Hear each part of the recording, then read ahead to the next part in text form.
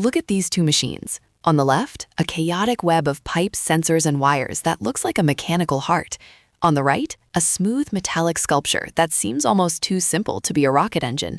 This is the SpaceX Raptor 3, and it represents one of the most radical shifts in aerospace engineering history. It isn't just an upgrade, it's a complete reimagining of how we build the machines that get us to orbit. But to understand why this smooth design is such a breakthrough, we first have to look at the mess that came before it. We have to understand why rocket engines used to look like a plumber's nightmare. For decades, the standard way to build a high-performance engine was to bolt everything on the outside. You had your main combustion chamber, and then you'd attach the turbopumps, the preburners, and miles of plumbing to connect them.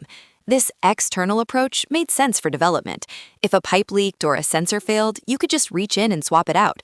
It was accessible, modular, and honestly, a bit of a mess.